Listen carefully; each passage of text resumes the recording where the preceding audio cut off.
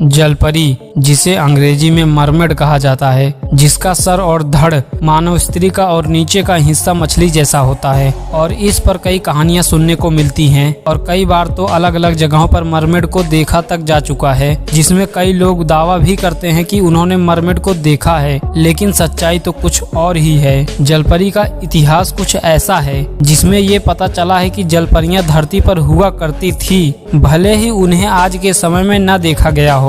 कुछ वैज्ञानिकों का मानना है कि जब इंसान अपना विकास कर रहा था तो शायद वह पानी में रहने के लिए अपने अंगों को विकसित कर लिया होगा। 2009 में यह दावा किया गया था कि एक मरमेड को किरत यम के शहर इजराइल के तट पर देखा गया था। उस मरमेड को देखने वाले ने कहा, जब मैं दोस्तों के साथ था तब हमने देखा कि एक महिला अजीब तरह से रेत पर लेटी हुई है। पहले मुझे लगा कि वह सिर्फ एक महिला है जो धूप ले रही है, लेकिन जब हम उसके पास पहुँचे तो वह पानी में कूद गई और गायब हो गई। हम सभी सदमे में थे क्योंकि हमने उसकी एक पूंछ देखी थी। इसी तरह 2016 में भारत के उत्तर प्रदेश में एक अनोखा केस सामने आया था, जहां एक बच्चा पैदा हुआ था जो एकदम जलपरी जैसा दिख रहा था, पर दुर्भाग्यवश यह बच्चा सिर्फ 10 मिनट के लिए ही जीवित रह पाया। डॉक्टर वंदना आर्य, जिन्होंने इस बच्चे की डिलीवरी की थी, उन्होंने कहा कि वे जिंदगी में पहली बार ऐसा केस देख रही हैं। और फिर उस बच्चे के हाथ जालीदार थे, जैसे कि पानी में रहने वाले जीवों का होता है।